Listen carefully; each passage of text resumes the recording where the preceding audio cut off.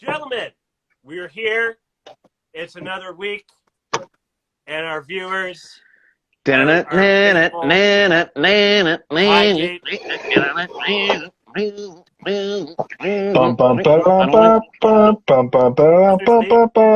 I ain't scared of no bed. I ain't scared of no hate Jello. I hate Jello. Hey, there's I always hate room for Jello. Jello. I hate Jello. Man, I hate Jello. Hey, did you see this? I hate Jello. Also, not as Christmassy as I had hoped. So last week we didn't talk about one iota of Christmas during the Batman, and I watched the Batman Returns live with Steve, which we did talk about, but Steve actually took a Christmas count of sorts, or at least we were joking about it. I stopped. We didn't talk about anything Christmassy. No, not really. Yeah, there was a couple of, like, there's a point where Christopher Walken says, like, happy holiday. Or whatever. I made bring you peace and good tidings wrapped in a bow. Yeah. I made a note in this watch. You instantly see Dana come into frame, and then you see somebody carrying a Christmas tree down behind her. So Christmas starts right away in this movie, but it takes a back seat to the Ghostbusters. There's like hardly any ghosts in this movie. I have a lot of gripes. I started the movie. Here, I'm gonna do something. Oh, I didn't plan this right. I have a review, so I'll just tell you right now. That's okay, whatever. I have a review of this movie from last year. I only gave it a 3.2. And I thought, going into this thing, like the first 40 minutes of the movie, I was like, yeah! But then we'll get into it as we talk. There was a couple of 3.2. Oh, sorry. Whoa. No, my friend wants me to send the link, so... As we get into it, I'll talk about where the movie might actually get a lower rating than 3.2 this time around, because it's so good, and then it's not. And especially when you compare it to the original Ghostbusters. Yeah. But all of that and more in this week's episode. So, Kaylin. This week's episode, hosted by me. I'm taking the reins. We're doing Ghostbusters 2. It's on the screen back there. These guys are with me. We're going to talk. We're going to laugh. We might get a little rambunctious, but we're going to talk about Ghostbusters 2 throughout. And before we get into how we like to start this thing off, I just want to say there is no movie title call-out, but... No, they weren't like, oh, wait a minute, are we in Ghostbusters 2? He says... 2? I think that it's worth noting. They say Ghostbusters, we're back, and I'm going to give it a half point, and that's at the 36-minute, 40-second mark.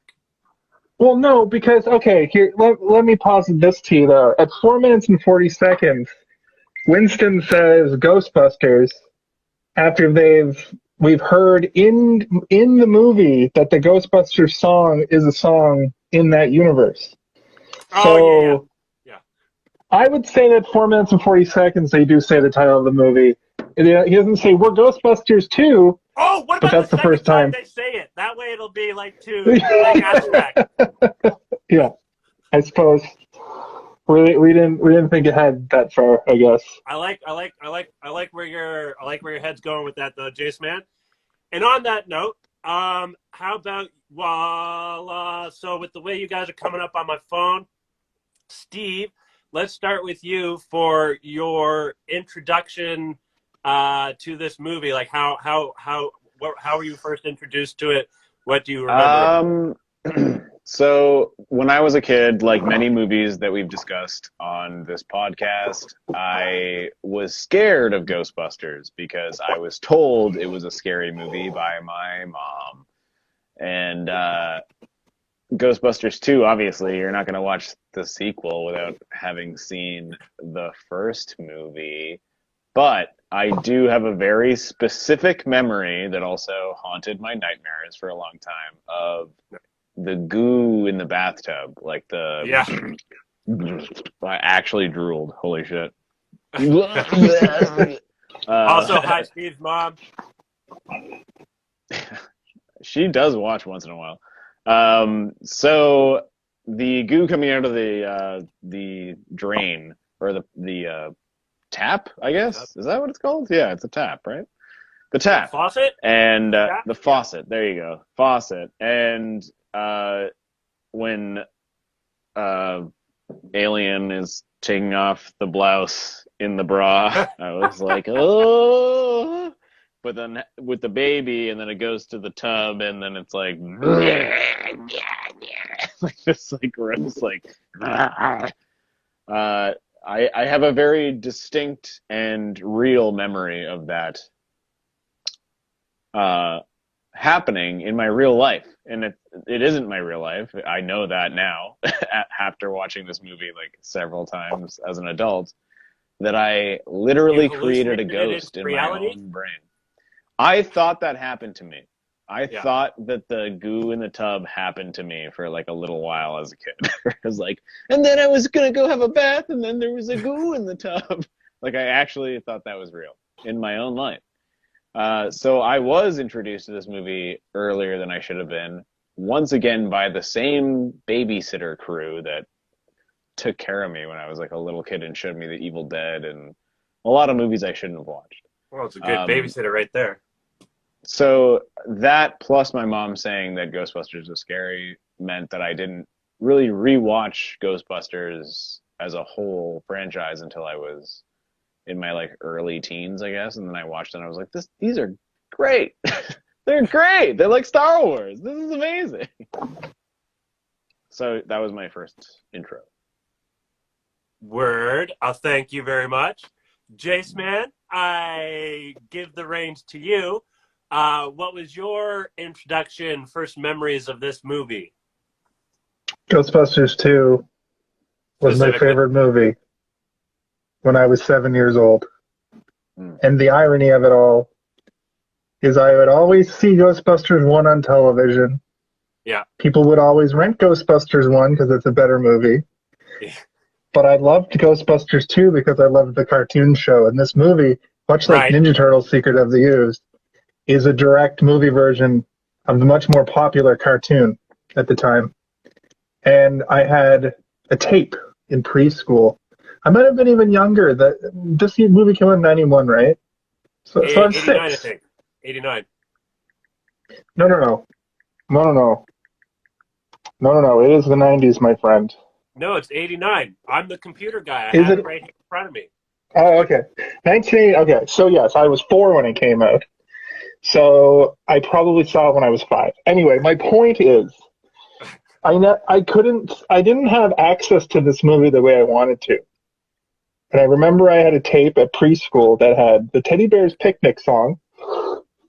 And then afterwards, on that tape, it had the dun dun dun dun dun dun version, the Run DMC version. And I loved it so much. We all like and I still love it too. We all like the newest version, which is Bustin'. The Fall Out Boy version? Ugh. No. Oh, the Neil Cicerega version. Yeah.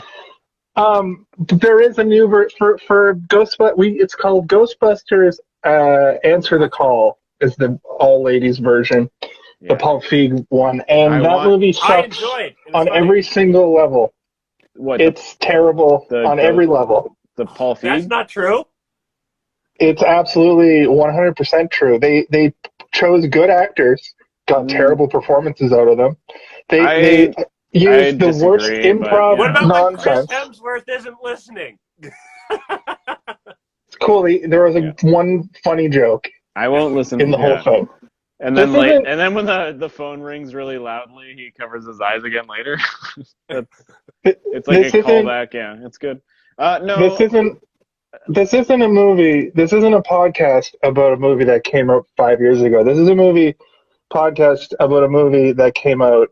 Oh, is that your way of walking around the fact that you hate women? Why you always do that when I bring up that? I has nothing. I like Melissa McCarthy. I'm joking. You can dislike that movie. I hate Leslie Jones. I do hate Leslie Jones because I think she's just a terrible actor and comedian. But I would arguably say that she is the funniest person in that movie. She is the worst part of anything she's ever in. She is the funniest in that movie. She is the funniest person in that movie. Arguably, Paul Feig pulled the old. I'm gonna just make Bridesmaids, but with Ghostbusters technology, and I hated every minute of it. Anyway, my point is that Ghostbusters 2. I think that Jason likes Ghostbusters a little bit more than you and I, Kaylin. It was my shit when I was a kid. Yeah. I've been to your house, Turtles. and I know that you have so many Ghostbusters action figures. It's kind of odd. Fuck you! Look at your Star Wars collection. Yeah, I'm not saying that that's not odd. I'm saying that yours is odd. Equally. My point is, I can pinpoint points in this movie that I was like, that's the Celotoy. I.e., when they have different colored jumpsuits on, that was the Celotoys. For certain, this movie has so many pinpoint moments. Like, it's blow for blow just as funny as the first one if you break down. It's the same idea though as if you take the first Star Wars and then the Force Reawakens or the fucking nonsense first Rey movie is, where they basically did like a shot for shot remake that's just different enough, that is just enough different stuff. Yeah, but they also add enough stuff in there that you respect, where they actually thought about where would the Ghostbusters be. Yeah. 5 years after the fact. So there's a great companion to these two movies that I think is important. I have canonized it in my head to make it make sense. But there was a rumor always that Ghostbusters 3 was going to be Ghostbusters Go to Hell. What they did is they took that storyline and they repurposed it for the Ghostbusters video game that came out about a decade ago. And the Ghostbusters video game, very good video game, by the way. A very good game. Also, it takes place. Excuse me, I said very, very good. You just said very. So can you add another very, very, very, very good video game. There you go. And I consider it Ghostbusters 2.5 because it's not necessarily a sequel, but it kind of rehashes the first two movies. But then it adds a bit at the end that's basically that idea. Yeah. And I consider that, and then I haven't seen Ghostbusters Afterlife because the theaters are. Well, we should all go see it together, guys. Come on, Jason. I mean, Kaylin, come on down to downtown Toronto. Don't do that. You'll get COVID immediately. Oh fuck! Never mind. Oh, it doesn't stay matter. the hell away from me. You can come here. You would just get it immediately. You would come here and you would get it immediately because we have like fucking 1,400 cases a day right now. Well, you know what? You know what? We're not here to talk about that. We should not talk about this because it'll just reveal how much we both want you to get vaccinated, you idiot. But my point, dummy. But my point is, you guys want me around a lot longer in this world. Are you Illuminati, Jason? But my point is, Ghostbusters 2 is like my favorite movie when I was a kid, and I didn't get to see it enough. Very fair. I didn't have access to it, and it's made for kids. But the thing is, my last point that I want to make about it is the horrifying bits in this movie are not for kids. The heads on the pipes, the Scolari brothers, even Slimer's a little subtle. Let's go, Larry Brothers! Yeah. I love it. Anyway, put him away from murder. The way that last week was kind of Steve's childhood thing, I'm gonna have a lot to say about this movie because I have a love-hate relationship in that I loved it when I was a kid, and the older I get, the more I pick it apart. The whole relationship between Dana and Peter, there's so much of it, and it's like you got to pare it down. This movie doesn't need to be an hour and 50 minutes. If you're gonna spend it's weird because 10 minutes at a time with these two just being all weird and rekindling the relationship, then why did you kill the relationship between the movies? Well, it's because he started introducing her as the old ball and chain. That's when the old ball and chain.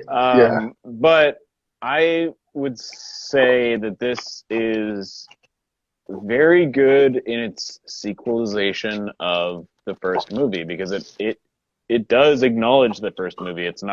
They're not just jumping in. They take some time to be like, this is where the Ghostbusters are. This is where Dana is. And the only reason that this movie happens is because of Dana again, which is so cool in my brain where I'm like, oh, like they died as a franchise. Like they did not succeed after they stopped the disastrous events of the first movie. Well, The this only world, reason the that lore is that the ghosts. the only reason that they come back is because Dana has an issue again, which is like The ghosts are always she goes to them. She goes to them. She is like, I was walking down the street and my baby carriage moved a little bit. I'm gonna call the Ghostbusters because I know that they know what this stuff is about. And you know, she doesn't go to Peter Venkman. She goes to Ray. Like, and specifically says, "Don't talk to Peter." The thing is about the ghosts in this world, in this universe, and this happens almost in every episode of the cartoon as well.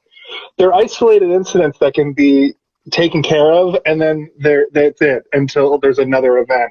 But every time that event is taken care of and they save the world or whatever, everybody in New York forgets. They completely just forget that anything happened. Well, I and think they go that's back because to everybody in New York forgets what happens like 5 seconds ago. Like look like, at the Avengers movies. over here. Yeah, And then yeah look like, at the Avengers. Yeah. They had the snap. They had the war on New York with the Chitauri, and they just are like, well, it's all good. The city's rebuilt. Hope the event, and they see the Avengers again. They're like, oh no, what's going to happen now? So this, yeah. So, if I may, I don't have a strong connection to this movie. I did see it as a kid, probably rented it on VHS from Jumbo Video, and got some free popcorn. I do remember the purple ooze. It was a big thing in Halifax. I don't know if you guys had the same thing here, Steve, but the old just Jumbo. Going into a Jumbo Video for popcorn. Oh yeah, we had a Jumbo. We had a Jumbo Video. Yeah.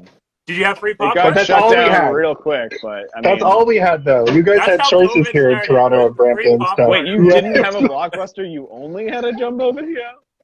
We had Jumbo. That says it doesn't give a fuck. Video Difference was like the indie one, and then Jumbo. The Video Difference, that was like indies movies, and we did have a Blockbuster, but I don't think the Blockbuster opened until later, and nobody really went there because it was expensive. We went to the Jumbo, which later became a Rogers Video, and they were all on the same street. No, first it was Ambassador, and then Rogers. Of this movie was whatever you said, but the ultimate irony is that Blockbuster Video came in and shut down Jumbo Video in Halifax, and then was like sneakily like, now we're the king, and then they ultimately fell to it's because they had like 20 copies of each movie, and Jumbo had 1 copy of each movie, sometimes 4. Yeah. Sometimes 4, sometimes none. It's hard out there on the East Coast. In the 90s. I do absolutely love this movie though. Like let me do a quick little rundown. So 5 years later, we get introduced to Dana, and what do we see? She has a child. Did her and Peter get it done? Ugh, internet connection bad. She goes to Ray and Egon, and what? Your internet connection. Your connection's a little bit sketch. If I'm on my Wi-Fi, so if I go to my data, if I keep this open but minimize it for a second, will you guys still be here? I don't know if it's gonna stop, if it's gonna close the whole shit or not. Okay. These are the moments that I stay awake at night about when we stop the podcast to talk about internet connection. Okay, I'll remember for next time. But she asked not to tell Peter because they had a falling out. She hooked up with some other guy. A lot of people claim the stiff from the first Ghostbusters, who's like waiting outside of the Symphony Hall with her or whatever. She works at a museum as a what's it called when you revitalize restores. Yeah, she restores paintings. Yeah, exactly. And plays the cello. Yeah, a job that I really wanted to have based on this movie. Yeah, I wanted to restore paintings. I thought that would be such a cool job. Tedious, but cool. Watching it now, I watched it today, and I was like, that would be the most boring ass job. Like some guy being like, okay, hello. Oh, Dana seems like the most boring person ever. Like she just is practicing cello at 4:00 in the afternoon. Like You know, she doesn't even like play. We don't even. Is there a side story they cut where she's like first chair at the symphony? She's like, Wasn't she's she like, in an orchestra she is like incarnate art. Like she is art. Period. Yes. Like she is. I am an art. I am art. That's her whole. And that was the crew who wrote the movie, being like, we're gonna write a smart, sophisticated, cutting edge woman character. She's a lady. She knows how to paint. She knows how to cello. It's so fucking transparent that they were just trying to write a character like that. Sophisticated and cultured. I would say more so in this movie than the first movie. Like the first movie, it's not as down your throat, but in this one, like it's when he picks up the I like it when he cello plays and like a guitar. Very good. I also love like the entire intro of this movie. Like it's so good. It's the best one out of the three that I've seen. Thank you, Highgate. Yes, Brian. She was a professional cellist in the first movie. She absolutely was. Yes. Brian, she was like going for first chair or whatever. Yeah. What? With an I or Y? What do you mean? Well, sometimes Brian's spell their name differently. Oh, it's Brin. I'm just being silly. It's the regular one. It's if you misspell it, you spell brain. But yeah, Peter finds out that Dana has gone to them for help, and they're like, "Oh, where's this?" Come on! You're fucking glossing over the best part of the movie, which is the intro of the movie. The introduction of this movie is amazing. The baby thing? No, they all are where they would be. They looked at the Ghostbusters and they're like, "What would these guys be doing?" And they put them in the perfect years later professions. Like Egon is like doing tests, and he's like, he's still a scientist. Let's see what happens if we take the puppy away. And like, but it's just Steve. 1 second, isn't it a little bit too perfect that he's testing the exact thing that it turns out the ooze is based off of scientifically? He's testing the family to see if their rage, or their emotions are affecting the world around them. And but then he's this also ooze testing comes along. multiple people for that. Like he's not just testing. That's true. It's not like he's just doing one thing. Like he's like, I've been slowly increasing the temperature of this room. I know, but you see the parallel that I mean, right? You see that he's like foreshadowing what the ooze. It's too perfect. It's perfect because it's great. Like too perfect. I know. Interested in that stuff. I meant it in jest, Steve. Come on, man. Well, don't jest with me, Jason. Don't jest. Don't tease, Tito. Tito, don't tease. But also like Venkman being the psychic host, where he's like, tune in next week. We'll talk about. See you then. And Ray owns an occult shop, but that's just literally just Dan Aykroyd's shop, probably, because he's like that in real life. He's a weirdo. And I think I believe in the new Ghostbusters, he's like still like a weird book man, where he's like, these books got ghosts are making me thirsty. I haven't. Don't spoil any of it because I do actually really want to see it. I just have to wait for it to come on. I haven't seen it. Video on demand. Yo, Ivan Reitman's son, Jason Reitman. Yep. Also the kid from the party. Yeah, the kid who says, my dad says you are full of crap, right? Like that's him, right? Yeah. Yes. I didn't know that, but I have seen him on set directing, like in photos and stuff, and I'm like, is that him? Is this kid him? And then it is. You just confirmed it. Very good. I like that. I like that. Different kinds of smoke. I like that he is saying that they're full of crap, and then now he's the director of the newest movie. That's kind of nice. Jason Reitman also directed Juno. With our girl or guy, Elliot. What's their last name now? His last name stayed the same. His first name changed to Elliot. Elliot Page. Elliot Page is transvest. What up, Elliot? Elliot will never see Elliot. Their lives years later, and the pizzazz of Ghostbusters has lost its luster or whatever, and they're like has-beens. And I do like the joke Venkman says to the guy about the world going to end in the book, and he's only got like a few months left. This movie is like shortly before. I think it happens before Christmas and then goes to like New Year's, basically.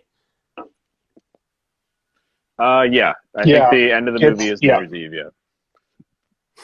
Well, they foreshadow that in the paranormal TV show moment at the beginning, where the guy's like, "The world will end on New Year's Eve." Yeah. And then the woman's like, "The world is going to end on February 14th, 2016." So it's the future, even from that. Now it's 2021, and the world did not end, but it's before 2020 was such a fucked up year. 2016 was the last really fucked up year, because I think 15 celebrities died and a bunch of nonsense happened in the world. Donald Trump got elected president. So I thought that was an interesting. The writers of The Matrix being like, we need to throw a giant amount of monkey wrenches into this. Just toss them in. Just give me future dates. Just give me future dates and movies. I guess George Jetson will be conceived in the next few this month or last month or something. Is that true? The character from The Matrix, Niobe, is going to emerge as a real person.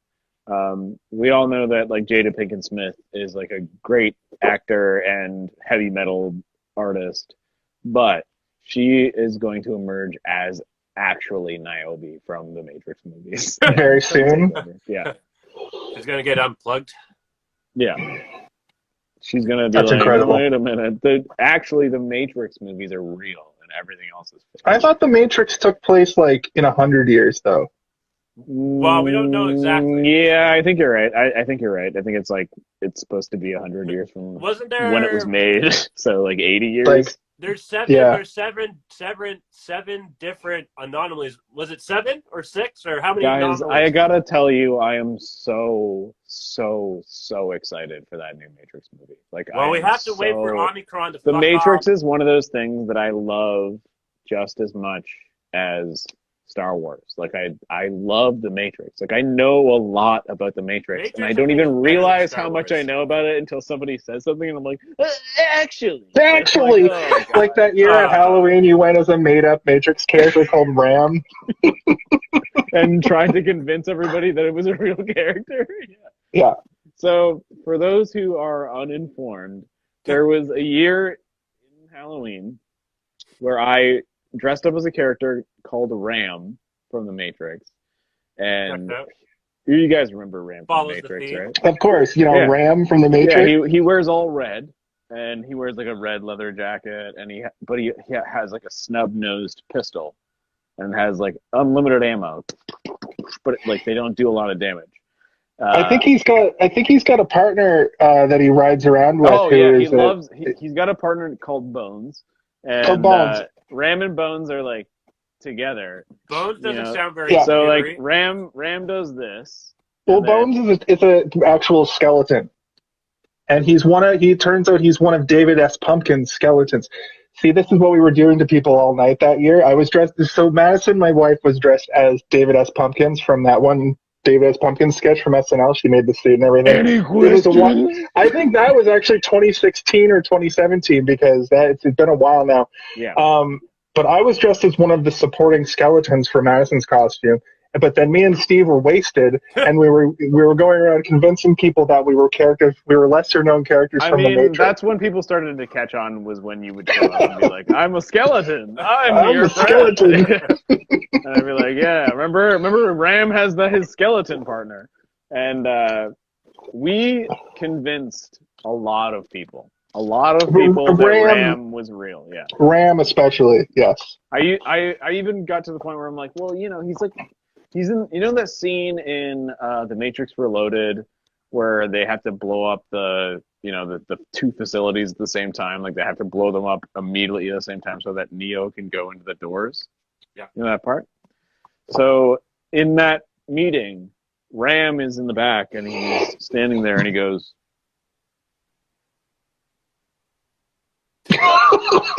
That's all he really does in the movies. But he's like a quest giver in the games. He's in the video games. He's like a quest. Yeah, he's in all the games. Yeah.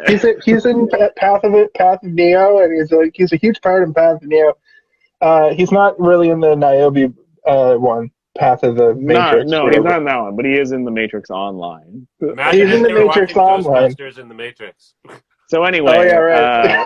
we made that whole thing up, and I convinced so many people that Ram is a real character. And I honestly, at this point, I know the movie's about to come out, but like I didn't know the movie was going to come out. It snuck up on me. I didn't realize they were actually going to make a new Matrix movie. I should have written to Lana Wachowski. Wait, what? Wachowski? What are their names? Wachowski. Right? Wachowski siblings. I should have written to Lana Wachowski and been like, "Can you put this character in, please?" Like, I have gone around for years convincing people. It's an inside joke between like 12 people. She actually put it in. Like, she put that character in the movie. Well, sorry, Caleb. You're the host, buddy. You got to get this ship on the right track. Well, yeah. It's a hard dance to orchestrate sometimes because I don't want to step on toes. It's okay. We're just talking about the Matrix and Ghostbusters. We're talking about the Matrix in a Ghostbusters podcast. So I think you were running down the plot. I think that's the point that you were at. You were running down the plot for us. We were doing a quick little recap of the movie. Yeah, she goes to them so we see what they're doing in their lives now. They're not as successful as they were when they saved the city. It's like they're almost forgotten. Her baby is, there's some weird, what's it called? Paranormal stuff happening. She goes to them for help. Peter catches on that they're helping her. They eventually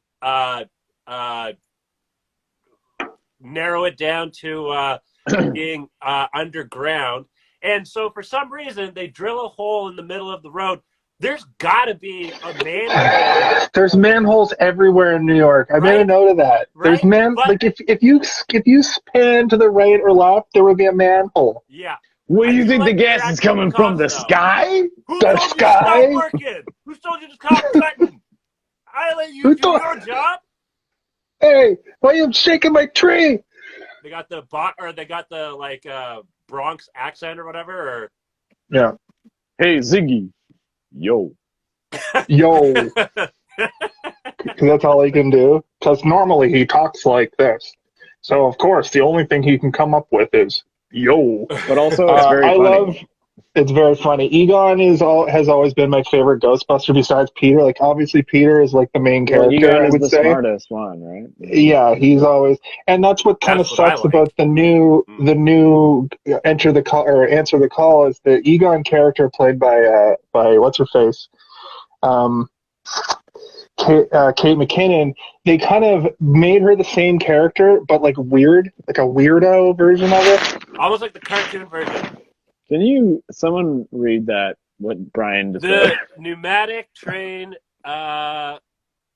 according to legend, in 1869, Alfred Eli Beach deceived New York City officials by requesting a permit to build pneumatic postal tubes underneath Broadway.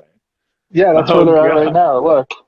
It's also where the Ninja Turtles... But instead used the evacuation to build a demonstration project of the pneumatic transit system. It ran for 300 feet and was open to the public at a 25-cent per fare.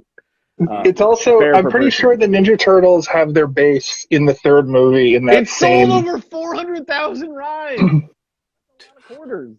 Wow. Yeah, I'm pretty sure it's also alluded to that the Ninja Turtles make their base in that same place because it's got the really nice like stained glass and the really nice floors and stuff. And if there were two things that should exist in the same universe that maybe don't, the Ninja Turtles and the Ghostbusters.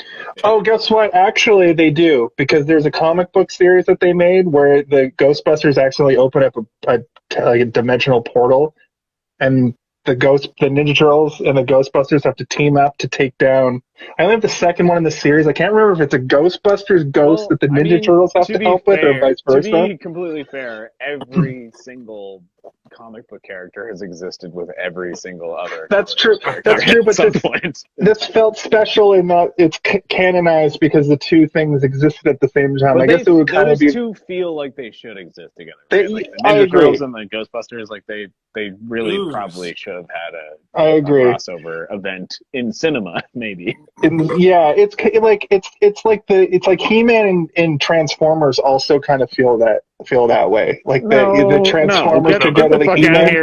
No. What about okay, hear me out. What about G.I. Joe? I won't. I refuse to hear you out. Where does He-Man and G.I. Joe fit together with Ghostbusters and Transformers? And He-Man and anything. He-Man does not need to exist in any other universe other than He-Man. Where does the show starring MC Hammer and his magic shoes fit in? And then also the cartoon about Back to the Future. How do those all go together? Oh, they all exist in the Beetlejuice universe. And with the Animaniacs. Yeah, they open different doors. And Freakazoid or whatever. Freakazoid or whatever. That was the best part of all of it. I truly believe that Janusz is the greatest character in this movie. He is so much funnier than everybody else. He is Janusz Louis Tully. I love Louis Tully. Yes. Yeah, you're right. Louis Tully and Janusz, they should have a shared universe. The two of them. They should run a universe. Where are you from? The Upper West Side?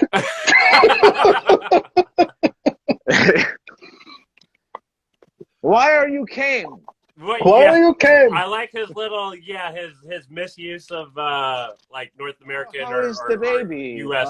But the baby's good. Oh, but I woo. Oh, but I woo. Oh, he's actually sleeping right now. But I woo. And then when he shows up later as like the ghost, but when he's dressed in like a weird. Right after that part where he woos, he like walks down the hallway and like in the back of his head, like giant lights come out. Don't his eyes start to glow too? Yeah. Because it's dark and he's like looking around with the weird vision to see through the walls or something. I don't know. He has ghost powers. I think it's just a weird special effect. Yeah. He also so again, Janusz is the best character. He's so funny.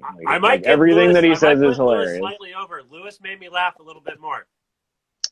I like when Venkman calls the painting names. Yeah. That always got me. When he calls him a sissy and a butch, that gets me. When he calls him a butch. But also, it's also funny because Janusz is getting so upset when he says those things. He's like, don't call it that. But it's like, he knows it's got a ghost in it. It's a nightmare painting that will eat your soul. What you're doing right now is wrong. I want you to know that. I want you to know that. I fucked it up. It might be bad. That was good. That was good. It was appropriate. It's not good? I have it written down. Me too, but I wrote it on my computer and I'm in the other room, so I can't even go over it and be like, everything you're doing is wrong. Everything you're doing. Oh, yeah, I did write that down. When he's walking through just insulting everybody, he does say something.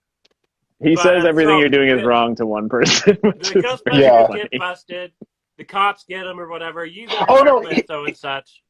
He says everything. He says everything they're doing is bad. I want you to know this. And then he goes over to David's hair and like pulls the white thing out and he goes, a white thing. A white thing. And then like seconds later, she's like, the mixture you gave me is really doing the job. And he's like, I make a good cocktail. Why don't we go get a brunch? Actually, no, I have an appointment. Oh, wait, my breath is bad? He's very stinky. Very stinky. And then the Ghostbusters save the world. But Louis Tully also is funny. Yeah, he is their lawyer, and like, when he goes up to the judge, I would turn into a dog, and they saved me. Yeah, I just want everyone to know that one time I turned into a dog, and then they saved me. But he's also like, he's like, the witness is saying stuff, and he's just like repeating every single thing that they're saying Peter's back to the judge. what It's to like, they say. didn't know, they didn't realize, they didn't understand. Right? Yeah. And then like the other lawyer chirps in and is like, he's leading the witness. He's like, I'm not. Hey, I thought we were on the same side. Yeah, he's very funny as well. I kind of wish that he would come back for the. This is the best. Well, Rick Moranis officially is going to come out of retirement now that his kids are grown up, so we might see him in movies over the next few years. Nice. Because he's a great actor. He's a fucking. I love him in every role he's ever done. He's weirdly versatile for like how typecast you think he should be. Yeah. But he was so good. He was like one of my favorite actors when I was a kid. He's awesome. I hope he gets put into kids. like a Tarantino. Imagine Tarantino got a hold of Rick Moranis. Oh my god, it'd be great. Yeah. Yeah, like, Tarantino's always imagine Tarantino makes like a Fargo, but like it's like a Canadian thing. You know, like Kevin Smith for a while got really into like making yoga hosers, Canadian. Yeah, like he was like, I want to make Canadian meat this. Yeah. Moose Jaws never got made because the first two sucked so hard. I loved Tusk a lot. I liked Tusk. I hated Tusk. I hated it. I loved it. It was so. It's worth a watch. It is hard to watch, but that's why I like the Canadian jokes are hilarious. That's true. Johnny Depp is great. I feel like it's very caricaturized. Spoilers. It's like meant to be just T.J. Miller though. But he also got fucking Johnny Depp to be in this movie. Because I think their daughters are friends, I think. Yeah. Like, their daughters are friends, and they're like the main characters of Yoga Hosers. Yeah. But amazing though. The court, some cops or some ghosts interrupt the Sicoli brothers. Come on, the Sicolis. That's my favorite scene in any of those old early 90s I put him away movies. for murder. I think it's the most iconic scene in this movie, besides like the Statue of Liberty, walking down the street and crushing the car. Egon. Oh, that's I'm kind of upset a lot that Stanley does not, or not Stanley. Fuck. What's his name? Is his name Egon? No. Oh. Wait. Lewis? Oh God, I can't remember his name, and now I seem like I'm a bad person. Vigo? The black Ramis? guy. Yeah. Oh, Winston. I said Stanley because we're watching The Office a lot, and it makes it even worse. 3 white guys have a podcast, and this is what happens. Terrible. Yeah. But he doesn't get enough. Like, even the intro is like he's just Ray's sidekick, kind of. Yeah, he has 4 lines in this movie, and they're all very... Here's the thing about Eddie Hudson. He is a classically trained actor who they enlisted to be the fourth. And I honestly think, unfortunately, it was a diversity hire situation where it's like no, we can't just have four. No, that's not how it went down. What is the reality is that they wrote this movie for Eddie Murphy, and Eddie Murphy was supposed to be the main character. And they took all of those jokes that were meant for Eddie Murphy, and they gave them to Venkman. Peter. They all went to Venkman, and then they just hired a black guy to be in the role. Still, my point stands. Eddie Hudson is a classically trained actor who is like a star of film and stage. Like he's as old school actor as it gets. And then he's put in with an SNL guy and 2 guys from like SCTV and SNL. Sorry, 2 SNL guys, SCTV guy. My bad. Anyway, they're writing the movie like they would write an SNL sketch.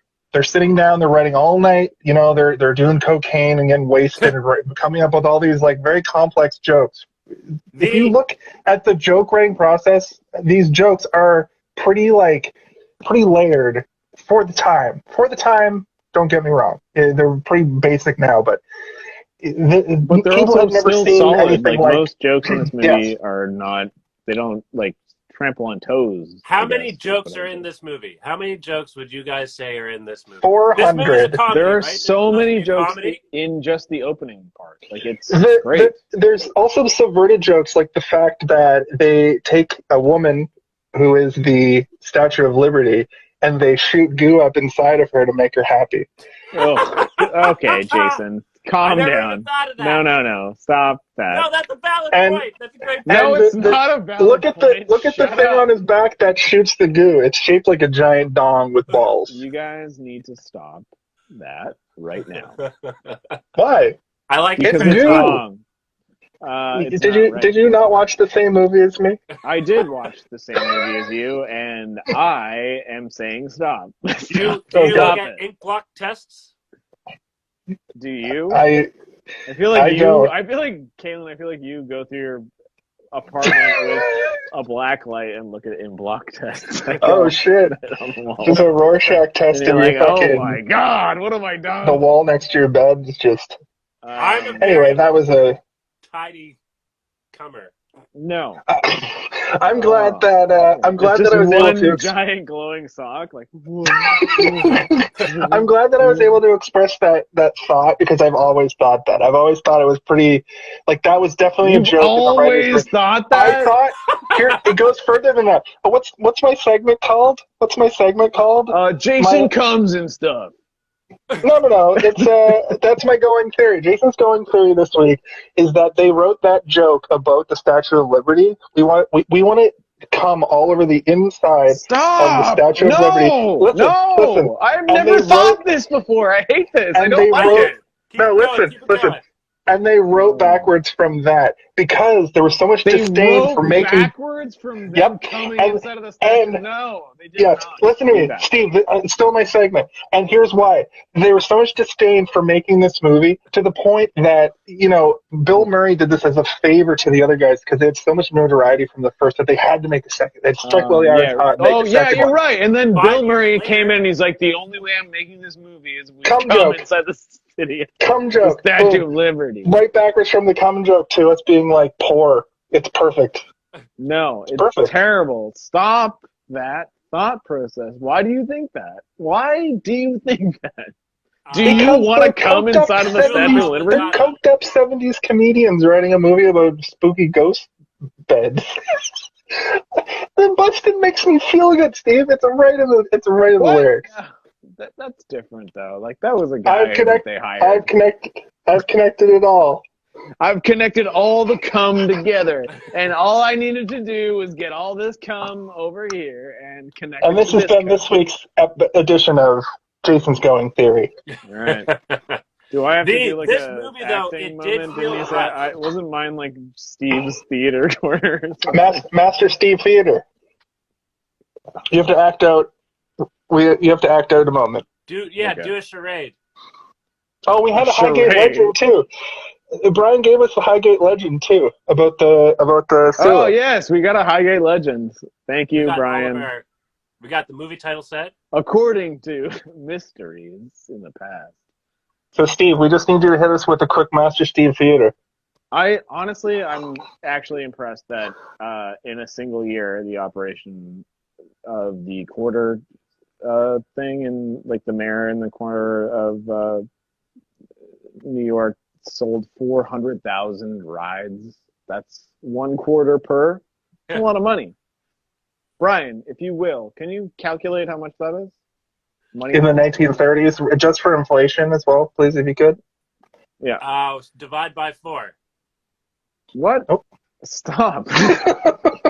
And can you also divide it by 4? What is that? $100,000?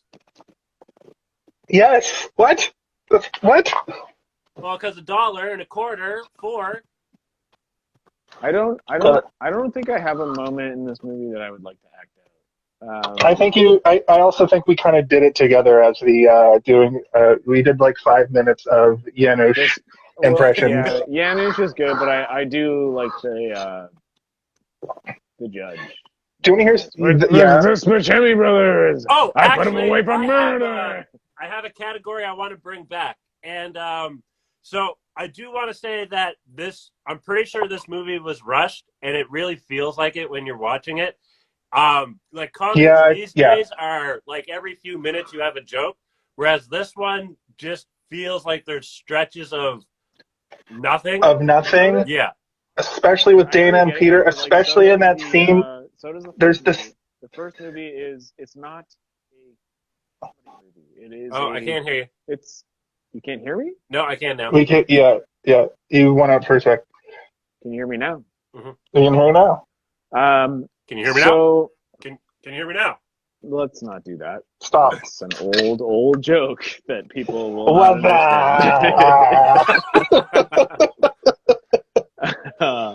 Whoa, 2.1 mil. So I thought it was 100,000.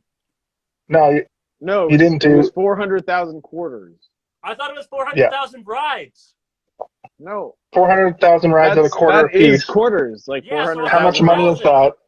Adjusted for inflation. That's the same thing. I 2.1 million. 400,000 rides. Yeah, a quarter per ride.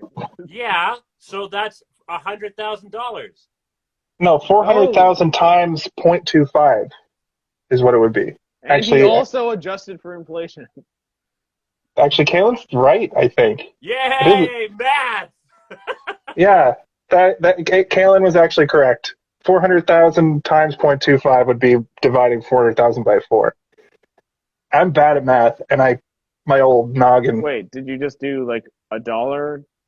I wasn't doing $1.02. I was just wondering what a quarter times 400,000 was. But you're not doing a quarter time. Well, yeah. So I guess you are. You want? I just wanted the number. I didn't want to like have to think about it in my own mind. Don't worry, I got you, baby. Yeah, you got you.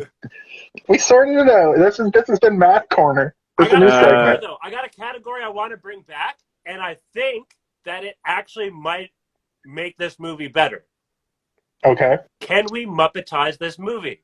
Thank you for bringing that back. I've been wanting to. I think Batman Muppetize would have been cool, but I think it's pretty obvious what we do here. I think that Miss Piggy is Dana, and Peter Venkman is your boy Kermit.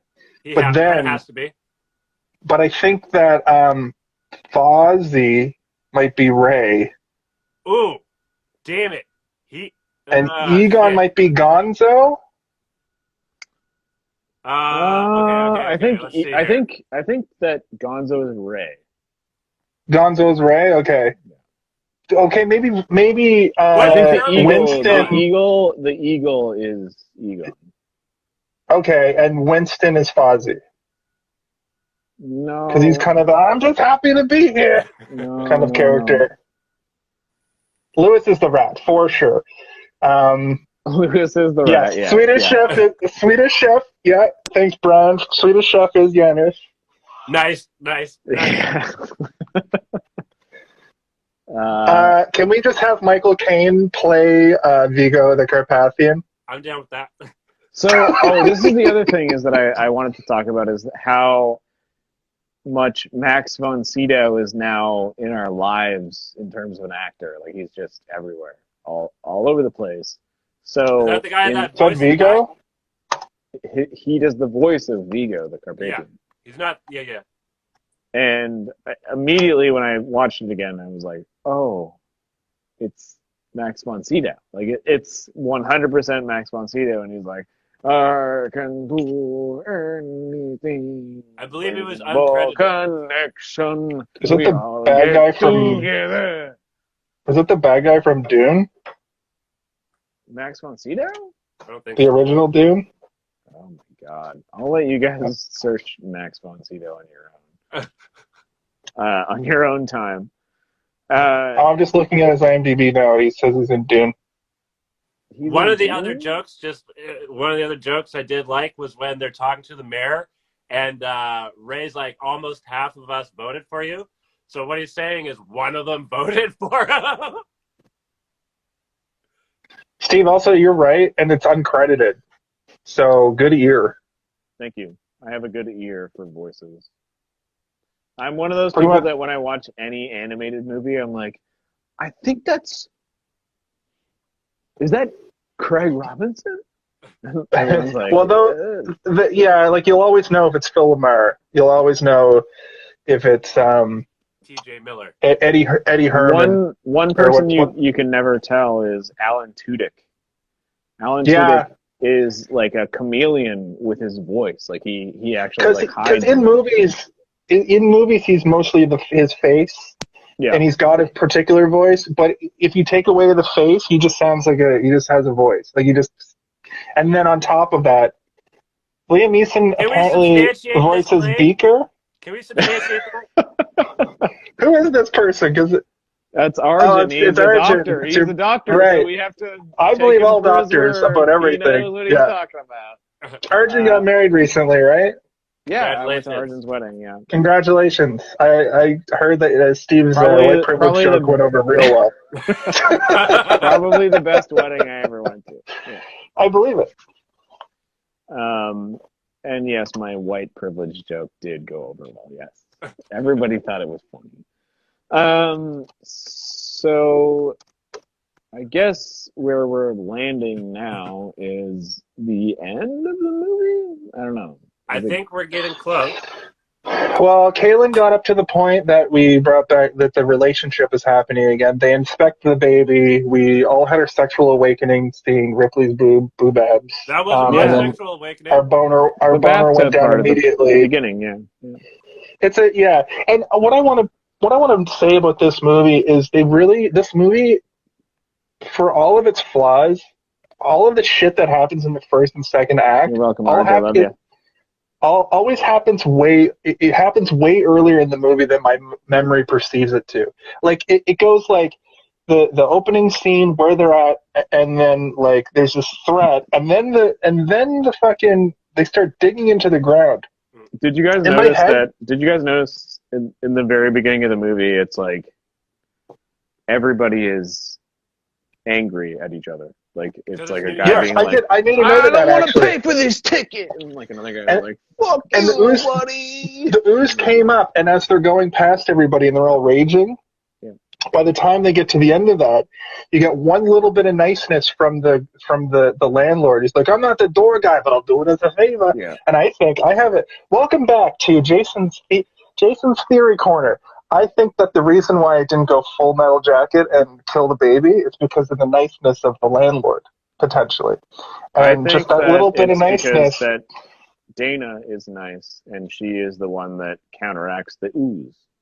And that's a pretty good theory, too. Her ability to talk to somebody, it like disconnects him from being mean for a minute, and then he's like, all right, I'll help you upstairs with your groceries and your baby. And like he is then disconnected from the ooze. The ooze is coming from everybody, right? Like that's the whole point of the movie is like everybody's mean or angry all the time, and the ooze is growing because of it. The culprits. But she's able to pull people away from that rage, anger. And they reverse the polarity. They say a bunch of nice shit to the ooze, and it becomes like good ooze. And also, there's that great scene where they come out of the sewer covered in ooze after they fall into the river of ooze. Of slime. It's not ooze. It's slime. Ooze is Ninja Turtles. Slime is Ghostbusters. But anyway, they come up and they all they're ready to throw fists, and Egon's like, whoa, guys, take off your clothes. But their faces are still drenched in it. Yeah, but the end of the movie is like they use the ooze inside of whatever Jason's earlier thing was. I broke the movie for you, and I'm so glad because I've been thinking about that for 20 years. And they use good feelings, like they play the music for the ooze, and it amplifies the ooze in the same way that anger does. Just put a Brazzers logo right here. Kindness. Look at it cascading down the walls of her insides. Brazzers. I am gonna quit this podcast. This isn't. If there's any reason you're gonna quit the podcast, it's not because of my cum illusions. Did you guys see Ben Stein? Ben Stein's in this? I didn't see him. Where is he? No, I didn't. But Ernest Borgnine and Cheech Marin are in the same bit with the Titanic. Oh, where's Ben Stein? He's I think he's in the mayor's office or something. He gives someone a paper. Okay. Also, Brian Doyle Murray. Brian Doyle Murray. I think he's in the mayor's office and he gives the mayor a paper or some shit. Welcome to Steve's Theater. Master Steve Theater. No, Brian Doyle Murray, Bill Murray's brother, who also is a great voice actor. He's in lots of animes and stuff. He does he's when they get taken to the mental institution, he is there and he has like one line. Probably, I think he gets a paper as well. Oh, also, you know when they go, they're in their underwear and they bust. No wait, yeah, they're in their underwear and they're getting taken to prison. Oh, that's what I could have done. I could have worn my long johns. Damn. It's true. Too late now, brother. I think it's when they go into the restaurant, actually, when they're still in their long johns. Do you know who the doorman is? Do you know who wants a proton pack for his... Isn't he a rapper? He's a rapper of the era. Is it not Bobby Brown, is it? It's Bobby Brown. Bobby B. And he's like... And then I think Egon says, like, a proton pack is not a toy. Yeah, he's like, can I get one of those proton packs for my young cousin or something? Yeah, my kid brother. Bobby Brown at the time, I think he does a song on the soundtrack for this as well. Yeah. Oh no, or some... Probably. I mean, that's probably why he's in the movie, right? Ghostbusters to life, Ninja Turtles coming. Ninja Turtles coming. Yeah, too hot to handle, too cold to hold. You call the Ghostbusters and your own Ninja control. Turtles are coming. Ninja Turtles coming to the universe. Ninja Turtles universe should be now. shared with this universe. Wouldn't it be You got good Donatello hanging out. Michelangelo and Peter also hanging out. Leonardo and Winston, I guess, are the same kind of, except for Peter's the main guy. Yeah, I really do wish that the Ghostbusters and the Ninja Turtles shared a universe. It would be so I wish they would just make that movie now, because just make an MCU just even give it to Michael Bay. Who gives a fuck? You know, Ninja Turtles 3 is a crossover with the old Ghostbusters Seth recap. Rogen's making a new Ninja Turtles movie. What? Or show. It's either, I think it's a movie. Is his name on that new Ninja Turtles show that is coming out? I thought that already came out. Maybe it's a show. His name's on something with the new Turtles, though. Out of curiosity, so you're talking about Bobby Brown, the soundtrack. What did you guys think about the soundtrack of this movie? I felt that it didn't really fit with the aesthetic of what was going on. Yeah, but neither did the first movie. If you remember, the first movie has some weird ass music in it as well. Like it's not perfect. You know, you watch the first Ghostbusters and you're like, why is this song on this scene? Like that's kind of like happening the entire time. It's because that genre of music was popular at the time. Yeah, it's like how in Ghostbusters Answer the Call, it's all like shitty rap, like bad, like pop rap, and like Fall Out Boy. Which that's I would argue again is like they are just doing what Ghostbusters did. They're like, let's get Fall Out Boy to do the song. And I almost feel like Paul Feig was like, it's a bad choice, right? And everyone was like, yeah, it's a bad choice. And he's like, do it. Like he just like, do it. I don't know. I saw interviews with Paul Feig and he even was just, I might agree with you on that because he even was just like, I made the best movie I could. I think that Paul Feig's approach to Ghostbusters was do exactly the wrong thing within the moment to make the movie right. It didn't work for you. I hate that movie. I know you hate it. I know you hate it because you sit there with your fucking Slimer and you're like talking to yourself with your Slimer all the goddamn time. Okay. I don't talk to it all the time. I make TikToks with that Slimer, and it's my most popular TikTok. Okay. So you gotta stick with what works on TikTok. If you want a tutorial on TikTok and how to get popular on TikTok, well, don't come to me because I've been doing it for 3 years and I can't fucking get it off the ground. So you figure it out, buddy. So what was the question? I don't need to, is the answer. So, okay. At least we can all agree that Ghostbusters Answer the Call sucks. Whoa. I disagree. I disagree. I think there's some good moments in that movie. Why don't we talk about that movie for a second? Just for a bit. Because this podcast is over in 10 minutes and I want to go do something else. All right. Oh, do you guys still want to try the test run after this? Let's talk about that off air. Well, based right. on what I can see behind you there, let's start to wrap things up for this week's episode of, hey, did you see this one? We'll I thought we were doing the order. podcast about Vigo the Carpathian. And from now on, we're only going to talk about Vigo the Carpathian. Vigo. He is Vigo! You want for me to come in? No, that's okay. He's a real butch. What was the line about the shoulder pads? No one does shoulder pads anymore, or something like that. Yeah, I think so. I think you're right. Like right now in the movie that I have it on the screen here, Peter somehow has his.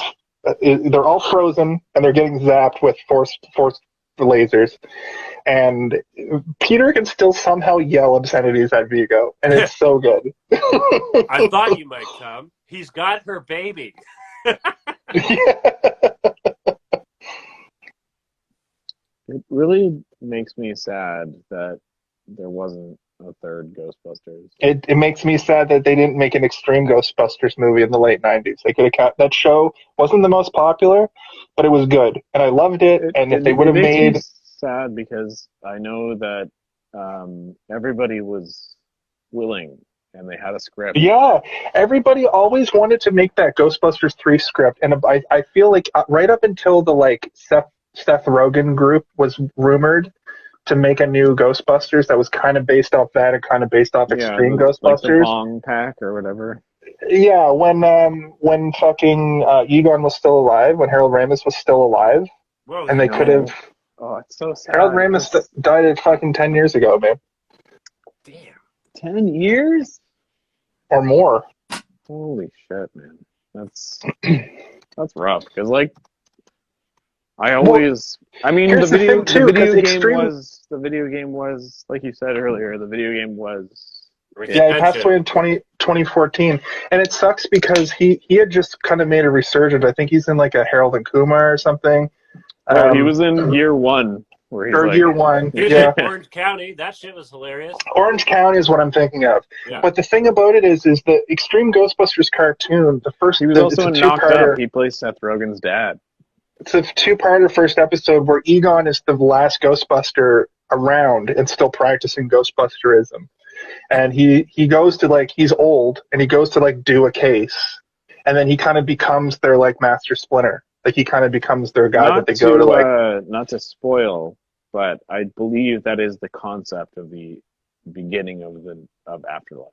I think that is. Yeah, I got spoiled on how that goes down. Well, I don't want to talk about Afterlife, but I believe you're right. Did any? It's so cool. He's the only one left. So cool. I wonder if he's skinny. I assume they do a CG version of him or something. I wonder if he's skinny or fat, because he was a big fat guy at the end. He was a big guy. Yeah, he's a big guy. I'm looking at a picture of him right now, and he looks passed away. better with weight on him, personally. Watching this movie, I'm like, damn, he's all lanky. He's tall. He's very tall. Yeah.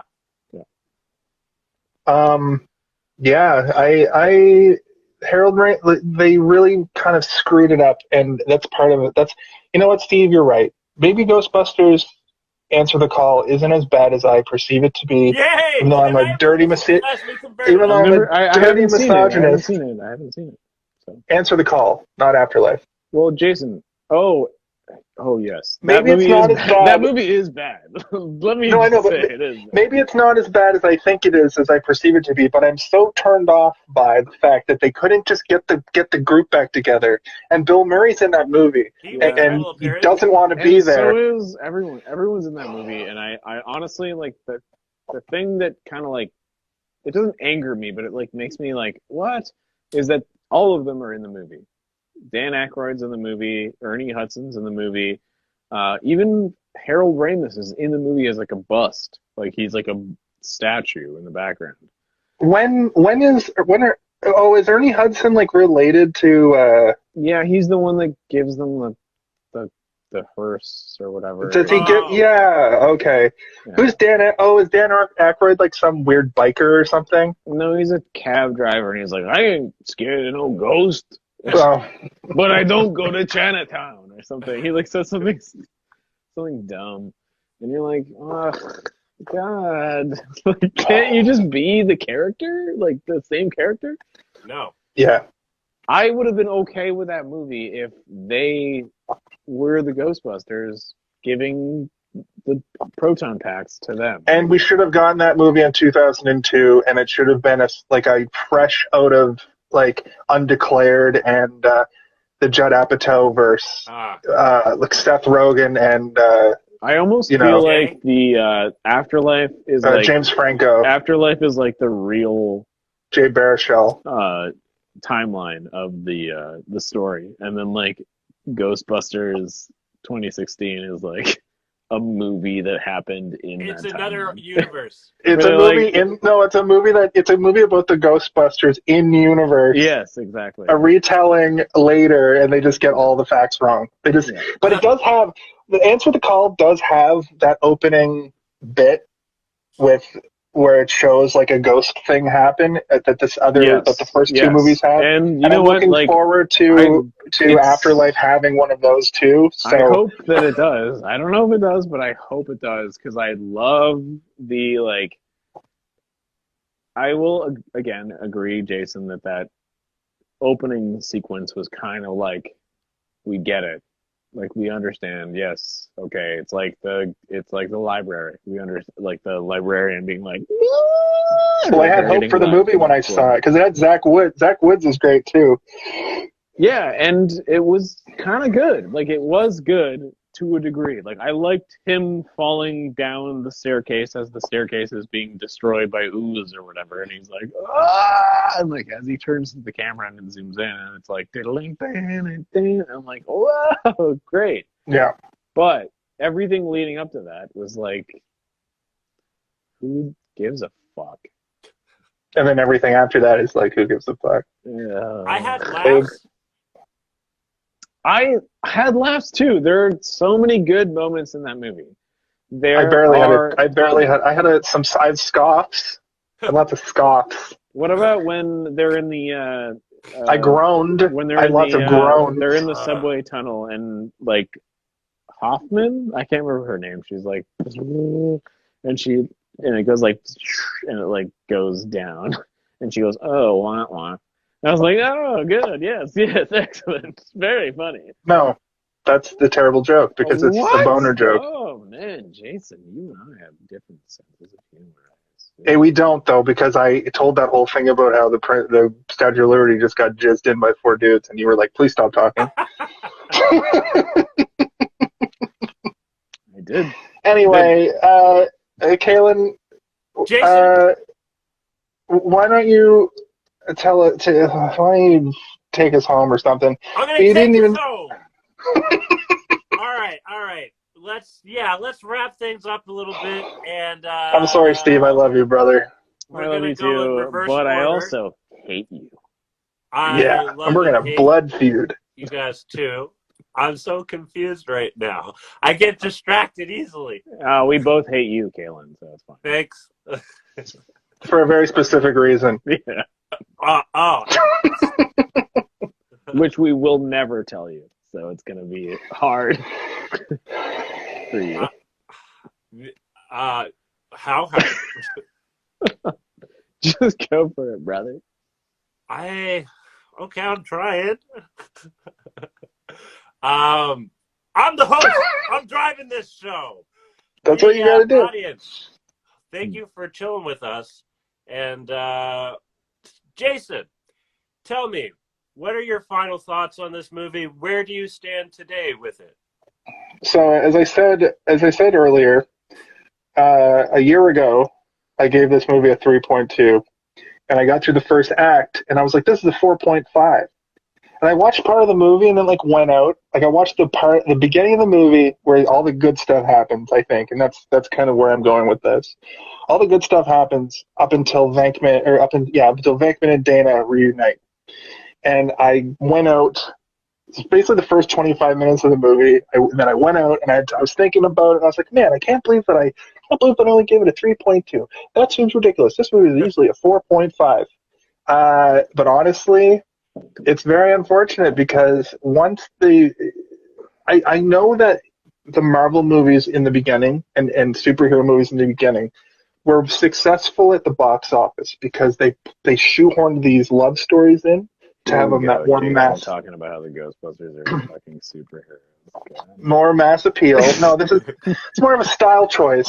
They had to they widened the audience with Ghostbusters 2 by putting in that love story and making it a little bit more robust for people who want to see that. And that's what I link to the reason why superhero movies took off in the first place. You put in that love story, it makes the audience wider. Okay? So first of all, my problem with this movie is that you instantly go into Venkman trying to be cute to a baby.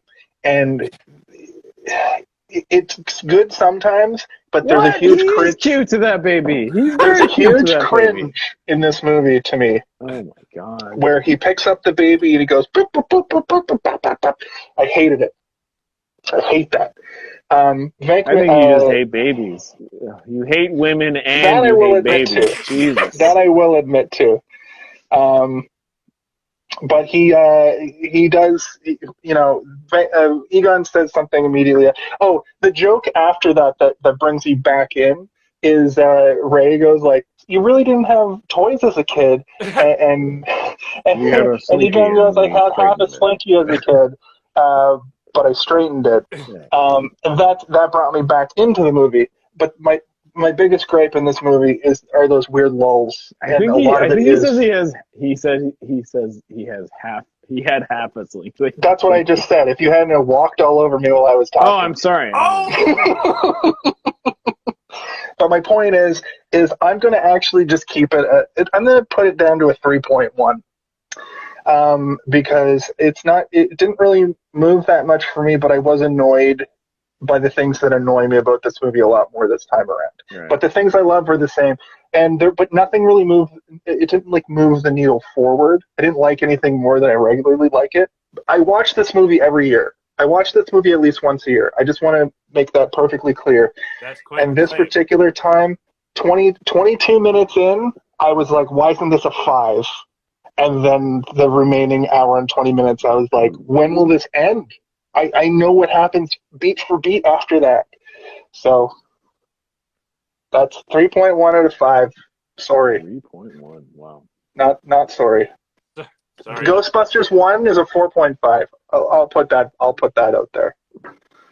The first one? Yeah. Answer the call, -20. No. Jesus, Jason, come on. No. You can't go into the negatives. It's a 1.2. Fine. My same score for Norm Macdonald's fucking stupid dirty work. I think I gave that a 5. We just need to watch it together in company. Yeah. And, well, thank you, Jason. Thank you. Ladies and gentlemen, Jason. And Steven, yourself, where do you stand with this movie after all these years as of today?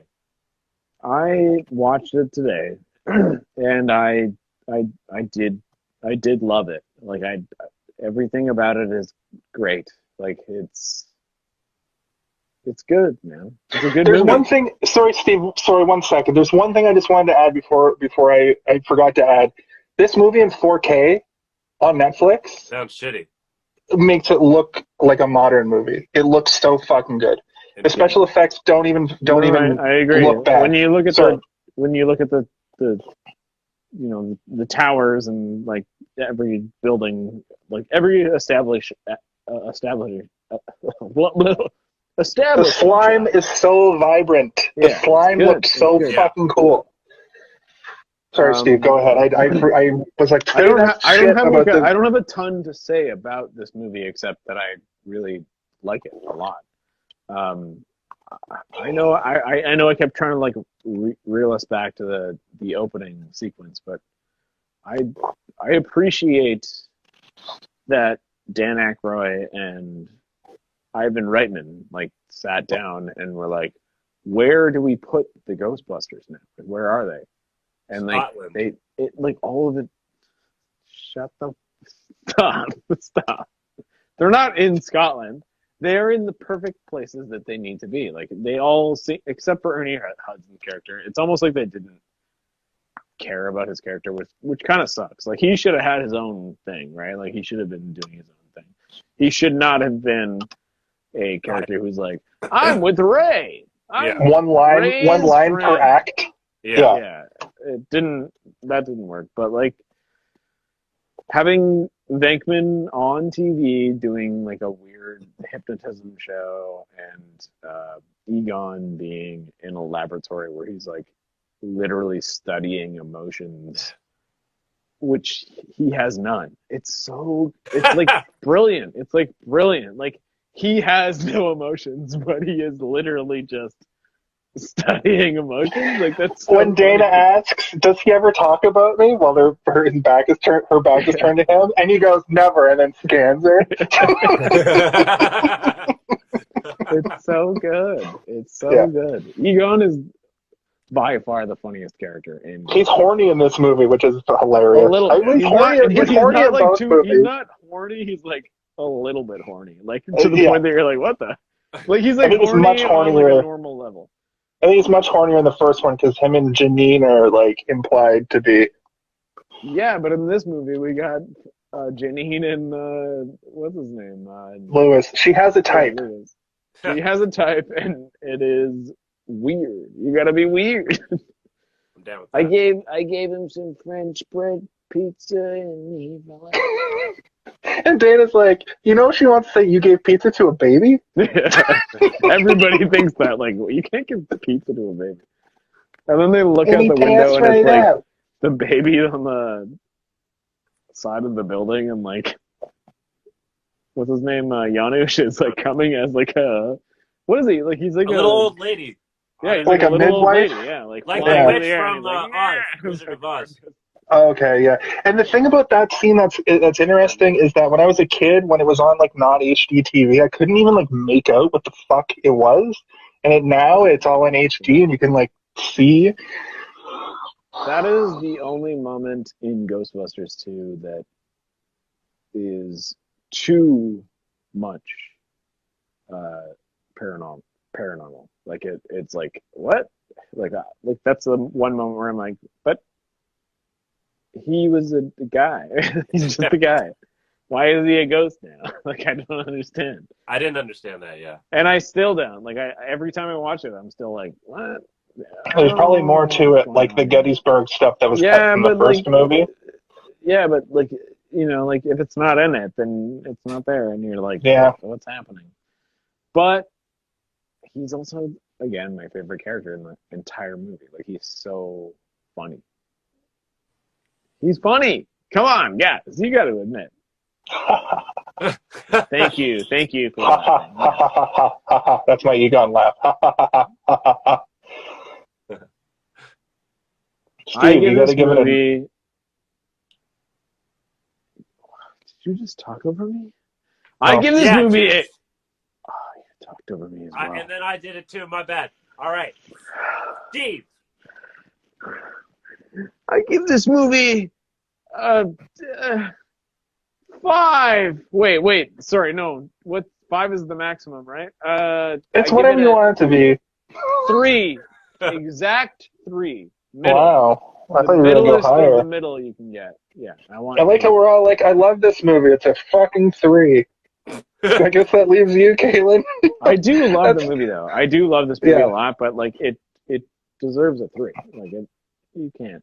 When he's like flapping his shirt out the window, and he's like, I put my shirts out on the windowsill to make them not stink anymore. And you're like, oh, that whole thing with the different levels of laundry is a real thing in my life. Where it's like, if I've only worn a hoodie once, I hang it on the back of a chair. Like story development and like giving you more information on a character, which makes me be like, oh, this is a real movie. Like they care enough to talk about this character. It's not just a movie. It's not just a thing where you're like beating somebody in the face with why it's a movie. It's like, oh no, he's a real character. He's a real person. He puts his gross laundry out on the corner. They shoot their weird slime inside of the Statue of Liberty. And Jason, do you have different real steps? happy. Yeah, I feel like Jason is the enemy this episode. He keeps talking about jizzing inside of the fucking Statue of Liberty. Sounds fun to me. What did you say? What did you say, Kayla? Do you have different steps to your laundry process? Well, I just agree with him that like it's not like you take a shirt off and it's dirty. If you wear a shirt for like 4 hours, it goes on the chair. Or it goes. I hang hoodies on the back of my chairs in the living room all the time. Yeah. You know what I mean? And pants, they get free wears no matter what. I've been to Jason's house and it smells like balls. Yeah. All Nope. Doesn't. It smells good. It does. No, it smells like balls. It smells good in here because I have a wife. He's just, It would smell like balls if I lived alone. Trust me. yeah. All balls all the time. Which brings me to me. Balls! I'm balls! I'm nuts, and that'll never change. But yeah, so this isn't a movie that I put on frequently. As I was watching it, I was asking myself, like, what is this movie? Is it a comedy? Because it's definitely not like modern day comedies where it's like joke, maybe 5 minutes, joke, maybe 5 minutes, like, you know, short attention span people or whatever, right? They're trying to like build a story, but at the same time it feels rushed. And based on some of the research I did on it, there was kind of a bit of a rush to it all, and also like parts cut or what have you. But I'm rambling. Yo, this non-alcoholic beer will get you drunk. Uh-huh. I quit drinking for a while one time, and I used to drink non-alcoholic beer, and the placebo effect is strong with that stuff. That's what I'm talking about. So yeah, like I watched this movie. I actually watched it twice. I watched it the other day, and I found myself checking out a little bit. There were some laughs here and there. The moments that I enjoyed, I really enjoyed. As a whole, though, I watched it again last night, and definitely liked it a little bit more when I kind of forced myself to pay attention a little bit more. Me too. Yeah.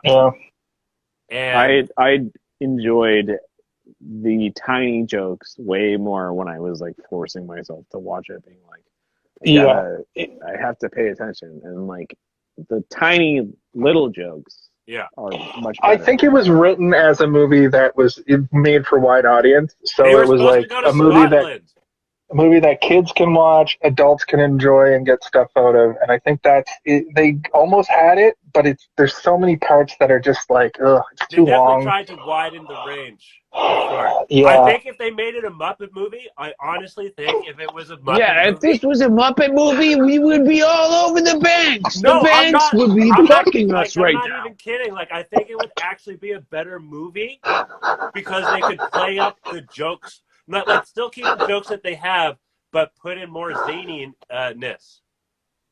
Yes, we would all have Transylvanian accents in it. Yeah, you're right. Well, I really want to see a Muppets Ghostbusters. Fuck. On that note, though, I don't want to shit on anyone's art, work, creativity. I do. You know, these thoughts. What? Why?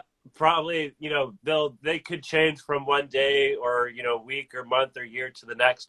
But for today, I'm just going to say 2.5 just to say something. Jeez Louise. Yeah, I'm the mean one. I have the highest review for Ghostbusters 3, which is a 3. Yo, mine is a 3. I like the one with the ladies. I think I might even like it better than this one. I think that this movie could not exist without Ghostbusters 1, obviously. I tell you who it could not exist with. It could not exist without the viewers. And on that note, I'd like to thank all of you out there. Your segues are on point, man. I will say that. On behalf of Jason and Steve, I'm Kellen. For Steve and Kalen, I'm Jason. I said it wrong. For Jason, for Kalen, I am Steven. I need to redo it because I said it wrong. For Jason and Steven, I'm Kellen. But those guys. You guys for Jason and For Kayla and Steven, I'm Jason. I repeat what I said earlier. Exactly. And on that note, I just got to say, hey, did you see this one? Hey. I saw it. Did you? Did you see it? Oh God, I don't know where my camera is. Did you see it, huh? Wait, button.